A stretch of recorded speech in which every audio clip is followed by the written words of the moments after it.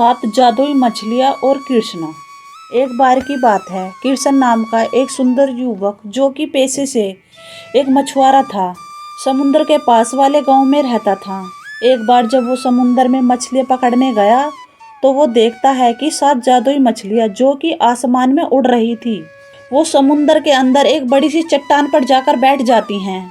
वे सभी मछलियाँ अपने गले में एक चमत्कारी लॉकेट को निकालती हैं, जिसके बाद वो सात मछलियाँ सुंदर जलपरियाँ बन जाती हैं। ये देखकर कृष्णा को तो मानो अपनी आंखों पर एक बार को विश्वास नहीं हो रहा था। अब कृष्णा उन्हें छुप छुप कर देखता रहता है और उनकी बातें भी सुनता रहता है। उनकी बात सुनने के बाद कृष्णा को पता चलता है कि वो सातों मछलियाँ आपस में सगी बहनें हैं, जो कि समुद्र देव की बेटी हैं। वो अक्सर वहाँ किनारे के पास अपना मन बहलाने आती रहती हैं। अब कृष्णा उन सभी बहनों में से सबसे छोटी बहन को मन ही मन चाहने लगता है और उसे देखने के लिए रोजाना वहां आने लगता है, लेकिन वो सातों बहन कभी कभी ही वहां आती थी। इसलिए कृष्णा ज़्यादा देर उन्हें देखने बिना ही मायूस होकर वहां से चला जाया करता था। एक बार जब वो सभी बहनें वहां पर आई तो उन्हें वहां स्वादिष्ट फल रखे हुए दिखाई दिए, जिन्हें उन सभी ने बड़े चाव से खाया और फलों को वहां रख कर जाने वाले के लिए दो सोने की अस्फियाँ भी छोड़ चली गईं। अब उनके वहां से चले जाने के बाद कृष्णा झाड़ियों के अंदर से बाहर आता है और उन अस्फियों को अपने पास रख लेता है।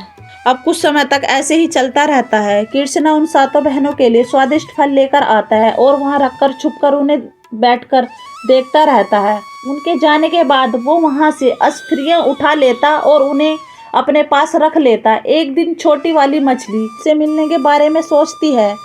तब सातों बहन वापस जाने लगती है तो वो कुछ बहाना बनाकर थोड़ी देर में आने को कहकर वहीं थोड़ी देर पानी में छुप जाती है। अब उनके जाने के बाद कृष्णा वहाँ जैसे ही बाहर आता है तो वह छोटे वाली मछली जल से बाहर आती है और लॉकेट अपने गले से निकालकर जलपरी बन जाती है। वो कृष्णा को देखकर मन ही मन चाहने लगती है और कृष्णा से पूछती है कि आखिर तुम ये सब क्यों कर रहे हो। तब कृष्णा बताता है कि वो उससे प्यार करने लगा और उसे देखने के लिए वो ये सब करता रहता है। कृष्णा उस छोटी जलपरी से शादी करने के लिए भी कहता है। तब जलपरी भी उससे शादी करने के लिए मान जाती है, लेकिन अपने पिता समुद्र देव से वो इस बारे में बात करने के लिए कहती है। अब जैसे ही जलपरी जाने लगती है तो अचानक से उसके हाथ में से वो लॉकेट छूटकर समुद्र के अंदर गिर जाता है। अब जलपरी बहुत ही दुखी हो जाती है। वो कृष्णा से कहती है कि लॉकेट के बिना वो मछली नहीं बन सकती और बिना मछली बने वो पानी के अंदर नहीं जा सकती है और पानी के बिना वो ज़्यादा देर तक नहीं रहेगी। तो उसका शरीर अकड़ने लगा। ये सुनकर कृष्णा समुद्र के अंदर छलांग लगा देता है और कितने प्रयास के बाद भी वो उस जादुई लॉकेट को ढूंढ नहीं पाता है। अब वो दोनों आज रात की रात वहीं पर बिताते हैं, क्योंकि बिना पानी के तो जलपरी मर जाती है। अगली सुबह कृष्णा उस जलपरी को अपने घर लेकर जाता है और वहाँ पर उसने उस अस्फियों के कुछ खर्चा करके उसमें से एक बड़ा पानी का पक्का तालाब बनवाया था। वो जलपरी को उसके अंदर छोड़ देता है और उसे वहीं पर रहने के लिए कहता है। वो खुद वापस समुद्र के अंदर जाकर उस जादुई लॉकेट को ढूंढने लगता है। अब अपनी छोटी बहन को ढूंढने की वो बाकी भी 6 मछलियाँ वहाँ पर आ जाती हैं।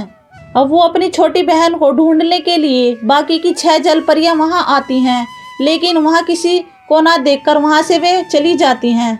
उनके जाते ही कृष्णा जल से बाहर आता है, लेकिन वो एक दूसरे से मिल नहीं पाते हैं।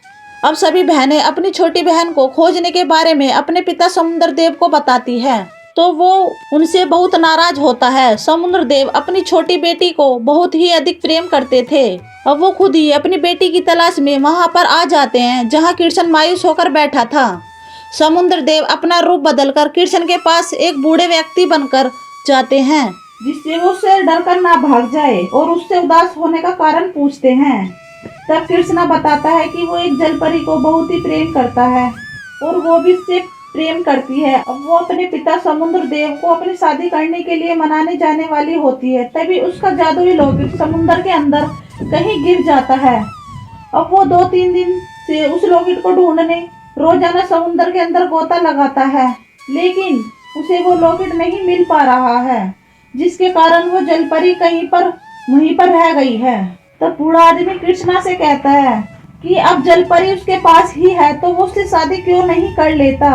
तब कृष्णा बूढ़े आदमी से कहता है कि वो ऐसा बिल्कुल भी नहीं करेगा, क्योंकि उसके पिता उसे बहुत चाहते थे और उन्हें बिना बताए अगर वो शादी कर लेती है तो वो बहुत दुखी होंगे, और वैसे भी अभी वो अपनी बेटी को खोजने के कारण में बहुत दुखी होंगे। कृष्ण की ये बात सुनकर समुद्र देव उससे बहुत ही प्रसन्न हो जाते हैं और वो अपने असली रूप में आ जाते हैं। वो उस रॉकेट को भी चुटकियों में ही ढूंढ लेते हैं जो उनकी बेटी से खो गया था। अब समुद्र देव अपनी बेटी की शादी कृष्णा से करा देते हैं और अपनी बेटियों को बिना पानी के भी इंसान की तरह रहने का वरदान देकर वहां से चले जाते हैं। अब कृष्ण और जलपरी खुशी खुशी एक दूसरे के साथ अपना जीवन बिताने लगते हैं। कहानी से सीख, हमें हमेशा ये कोशिश करनी चाहिए कि अपने प्रेम को पाने के लिए सही रास्ता ही चुनें।